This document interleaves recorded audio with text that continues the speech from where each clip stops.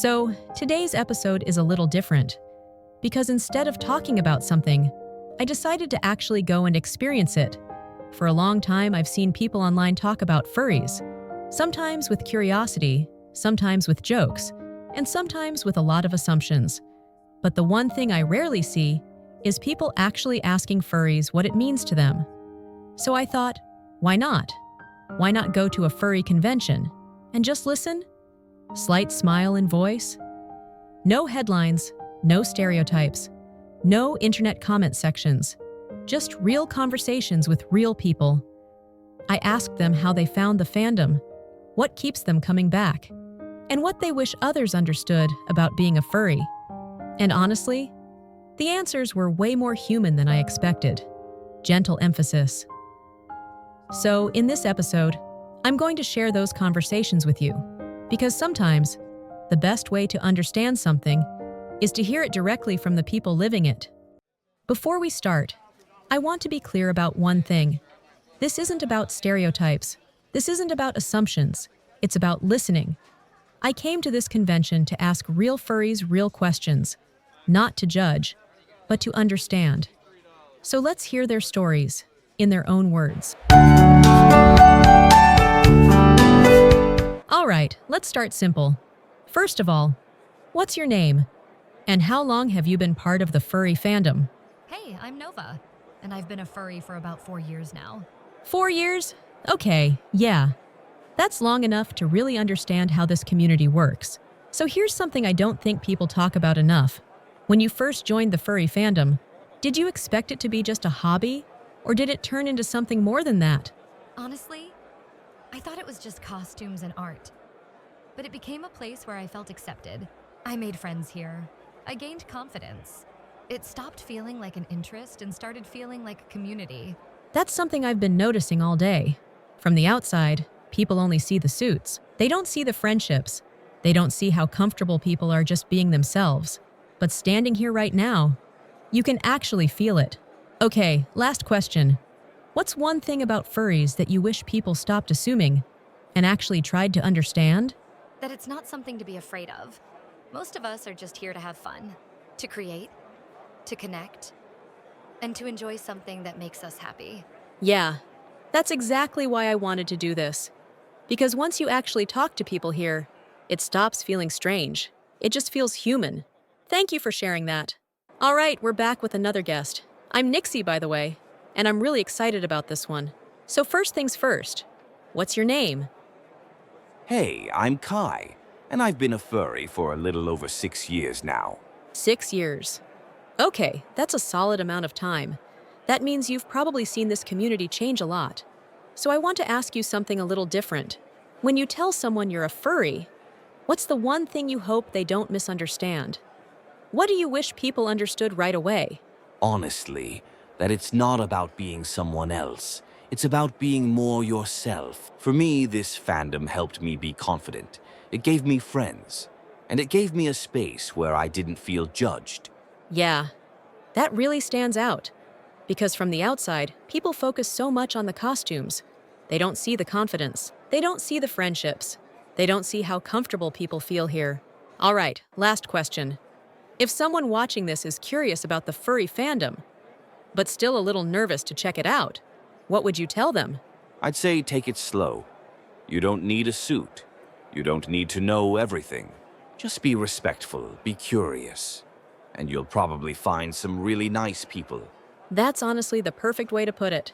Thank you for sharing that. I really appreciate it. All right, so let's start simple. What's your name? And how long have you been part of the furry fandom? Hey, I'm Leo, and I've been a furry for about 5 years now. 5 years. That's long enough to really understand what this community is about. So I want to ask you something people don't usually ask. When people hear the word furry, what's the one thing you wish they understood right away? Honestly, that it's just people. People who like creating. People who like expressing themselves. And people who found a place where they feel comfortable being who they are. Yeah, I've noticed that a lot today. From the outside, people only see the suits. They don't see the friendships. They don't see how welcoming this space actually is. But standing here at the convention, it really just feels like a community. Last question. If someone watching this is curious about the furry fandom, but feels a little nervous about it, what would you tell them? I'd say just be open. You don't need a suit. You don't need to know everything. Just show up, be respectful, and you'll probably meet some really nice people. That's honestly the perfect way to put it. Thank you for sharing that. After talking to so many furries today, one thing became really clear to me. This fandom isn't about costumes. It isn't about labels. And it definitely isn't about the stereotypes people see online. What people shared with me was about belonging, about creativity, about finding a place where you don't have to explain yourself. So maybe instead of judging something we don't understand, we should start by listening. Because once you do, you realize it's not about being different. It's about being accepted.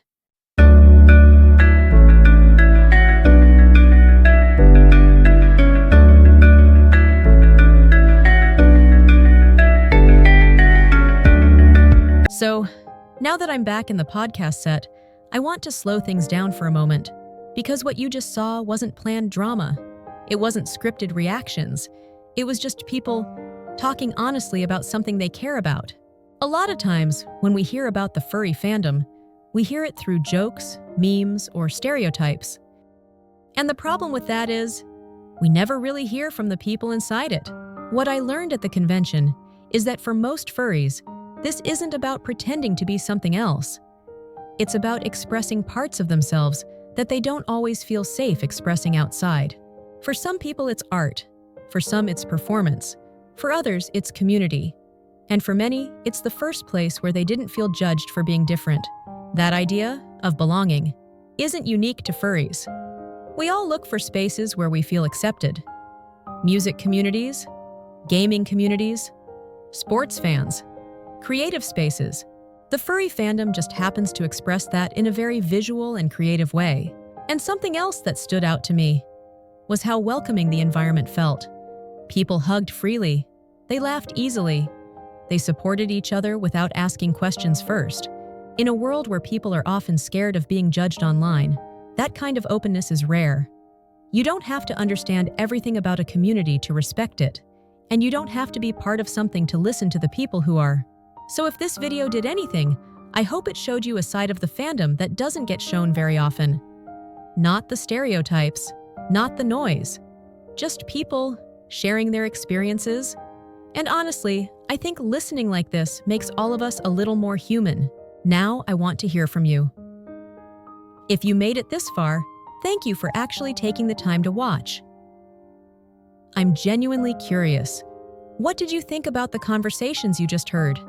Did anything surprise you? Did anything change how you see the furry fandom? Or did it make you think differently about communities in general? Let me know in the comments. I read them. And I want this to be a place for real discussion, not hate. You don't have to agree with everything. Just be respectful. And if you enjoyed this kind of content, calm conversations, and actually listening to people, make sure to like the video. It really helps more than you think. And if you want to see more episodes like this, more conventions, more interviews, more honest conversations, then subscribe. Because there are a lot of stories out there that don't get told properly, and sometimes all it takes is asking the right questions. I'll see you in the next one.